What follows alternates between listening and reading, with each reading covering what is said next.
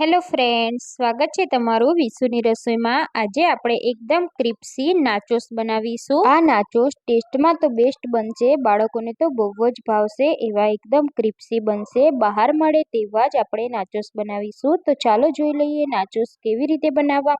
તો એના માટે મેં અહીંયા એક પેનમાં 1 કપ જેટલું પાણી લીધું છે। પાણીને આપણે ગરમ કરવાનું છે। તેમાં આપણે અડધી ચમચી મીઠું એડ કરી દઈશું અને 1 ચપટી જેટલો આપણે સોડા એડ કરી દેવાનો છે। 1 પિંચ જેટલી હળદર એડ કરી દઈશું। હળદર અહીંયા વધારે એડ નથી કરવાની અને સોડા પણ આપણે વધારે એડ નથી કરવાનો, એક સ્લાઇડ જ એડ કરવાનો છે। તો આ રીતે આપણે મિક્સ કરી દઈશું। હળદરથી નાચોસનો કલર સરસ આવશે। હવે આપણે પાણીને ઉકાળવાનું છે। પાણી અહીંયા આપણું આ રીતે ઉકળી જાય એટલે આપણે તેમાં 1 કપ જેટલો જે મકાઈનો લોટ આવે છે તે લીધો છે। તો આ નાચોસ મકાઈના લોટથી સરસ બને છે, એકદમ ક્રિસ્પી અને ક્રન્ચી બનશે। તો હવે લોટને આપણે પાણી સાથે સરસ રીતે મિક્સ કરી દઈશું। લોટ એકદમ સરસ રીતે મિક્સ થઈ ગયો છે। અહીંયા તમને લોટ ડ્રાય લાગતો હશે, પણ જ્યારે આપણે મસળીશું ત્યારે એકદમ કમ્પ્લીટ થઈ જશે। હવે આપણે ઢાંકીને એને 2 થી 3 મિનિટ જેવું શેકાવા દઈશું। તો 2 થી 3 મિનિટ પછી આપણે ગેસની ફ્લેમ બંધ કરી દઈશું અને આ લોટને આપણે એક બાઉલમાં કાઢી લેવાનો છે। તો આ રીતે મોટા બાઉલમાં આપણે બધો જ લોટ કાઢી દેવાનો છે। અહીંયા અત્યારે લોટ ગરમ હશે, પણ હલકો ઠંડો થવા દેવાનો છે। હવે આપણે તેમાં 4 ચમચી જેટલો મેંદો એડ કરીશું। તો મેંદાથી અને મકાઈના લોટથી આપણા નાચોસ એકદમ ક્રિસ્પી બનશે। તો હવે આપણે મેંદો એડ કર્યા પછી થોડા મસાલા કરી લઈશું। તો અડધી ચમચી આપણે બ્લેક મરી પાવડર એડ કરીશું, 1 ચમચી આપણે ઓરેગાનો એડ કરીશું। તો મીઠું તો આપણે ઓલરેડી એડ કરેલું જ છે। હવે આપણે બધું સરસ રીતે મિક્સ કરીશું અને લોટમાં પાણીનો ભાગ જેટલો રહેલો છે તેમાં જ આ લોટ આપણે મસળી લેવાનો છે। મેંદાનો ભાગ બિલકુલ ના દેખાય એ રીતે આપણે લોટ મસળી લઈશું। તો આ રીતે આપણે પરફેક્ટ મેજરમેન્ટ લીધું હશે તો આપણો લોટ એકદમ પરફેક્ટ બંધાશે।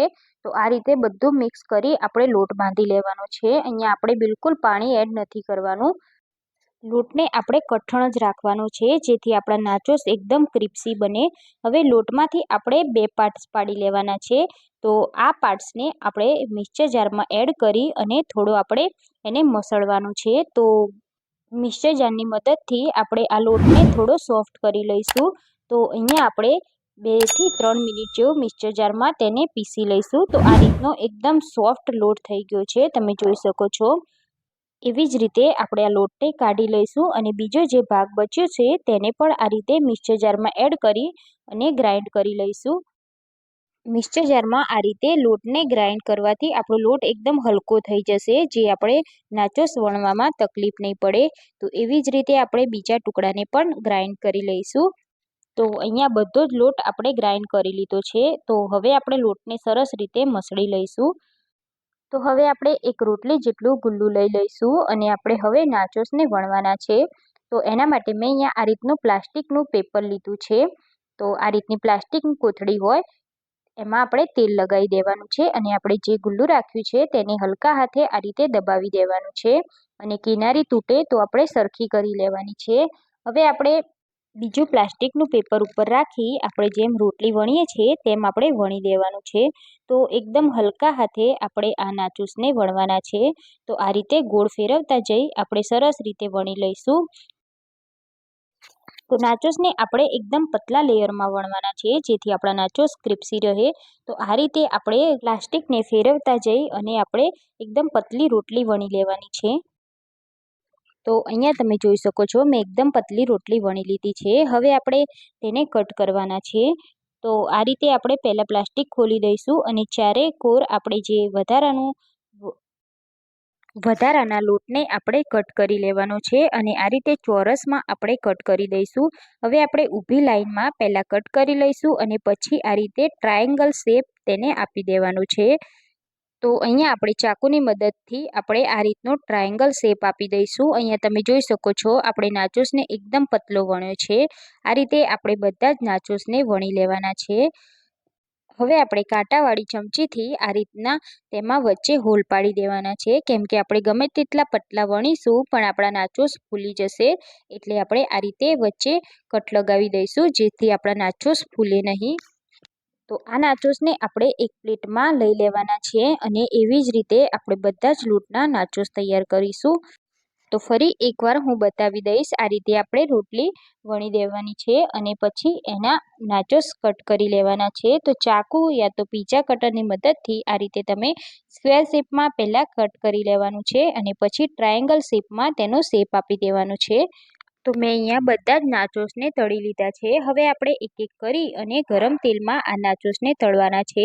તો અહીંયા ગેસની ફ્લેમ આપણે સ્લો રાખવાની છે, જેથી આપણા નાચોસ એકદમ ધીરે ધીરે તળીશું તો ક્રિસ્પી બનશે. આ નાચોસને તળાતા 5 થી 10 મિનિટ જેટલો સમય લાગે છે. તેને તળવામાં બિલકુલ ઉતાવળ નથી કરવાની.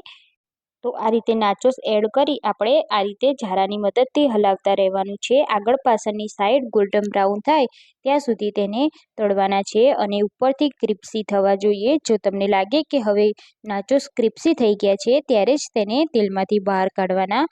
તો અહીંયા આપણા નાચોસ એકદમ સરસ રીતે ક્રિસ્પી થઈ ગયા છે અને ગોલ્ડન બ્રાઉન થઈ ગયા છે, તમે જોઈ શકો છો.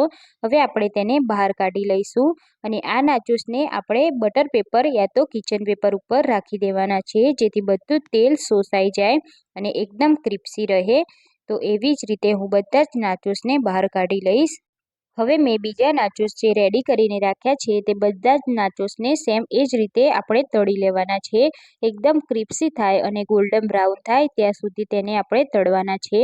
તો અહીંયા તમે જોઈ શકો છો આપણા નાચોસ અહીંયા રેડી થઈ ગયા છે. તો સર્વિંગ પ્લેટમાં આપણે કાઢી લઈશું. અહીંયા તમે જોઈ શકો છો આપણે બધા જ નાચોસને તળી લીધા છે. તો એકદમ ક્રિસ્પી બન્યા છે, હાથમાં લેતા જ તૂટી જાય છે. આ રીતના નાચોસ બનવા જોઈએ. હવે આપણે નાચોસ પર એડ કરવા માટે એક મસાલો રેડી કરીશું. તો મેં અહીંયા અડધી ચમચી ઓરેગાનો, અડધી ચમચી કાશ્મીરી લાલ મરચું પાવડર અને અડધી ચમચી ચાટ મસાલો અને અડધી ચમચી અહીંયા આપણે આમચૂર પાવડર એડ કર્યો છે. હવે આપણે બધું જ મિક્સ કરી લઈશું. આમાં તમે મીઠું પણ એડ કરી શકો છો, પણ મીઠું આપણે ઓલરેડી નાચોસમાં એડ કરેલું છે. તો આ મસાલાને આપણે નાચોસ પર એડ કરીશું તો આપણા નાચોસ ખાવામાં ટેસ્ટી લાગશે. તો આપણે બધો મસાલો આ રીતે છાંટી દઈશું અને પછી આ રીતે આપણે સરસ રીતે મિક્સ કરી લઈશું, જેથી બધો જ મસાલો બધા નાચોસ પર ભળી જાય. આ પ્રોસેસ ગરમ હોય ત્યારે જ કરી લેવાની, જેથી મસાલો ચોંટી જાય. હવે આપણે નાચોસને સર્વિંગ પ્લેટમાં કાઢી લઈશું. એકવાર જો આ નાચોસ તમે ઘરે બનાવી લીધા તો બાળકો બહારના નાચોસને પણ ભૂલી જશે, એટલા ક્રિસ્પી અને ટેસ્ટી બને છે. બહારના પડીકા કરતાં આ રીતે એકવાર ઘરે નાચોસ જરૂરથી ટ્રાય કરો, બાળકો પણ ખુશ થઈ જશે. તો તમે પણ આ રીતે ક્યારે ટ્રાય ના કર્યા હોય તો એકવાર મારી રેસીપીથી જરૂરથી ટ્રાય કરજો. રેસીપી સારી લાગી હોય તો રેસીપીને તમારા ફ્રેન્ડ્સ યા ફેમિલી સાથે શેર જરૂરથી કરજો. ચેનલને સબસ્ક્રાઈબ ના કરી હોય તો ચેનલને સબસ્ક્રાઈબ કરી લેજો. બાજુમાં આપેલા બેલ આઇકોન પર ક્લિક કરી લેજો, જેથી નવી નવી રેસીપીના નોટિફિકેશન તમને મળી શકે. ફરી મળીશું નવી રેસીપી સાથે. જય શ્રી કૃષ્ણ.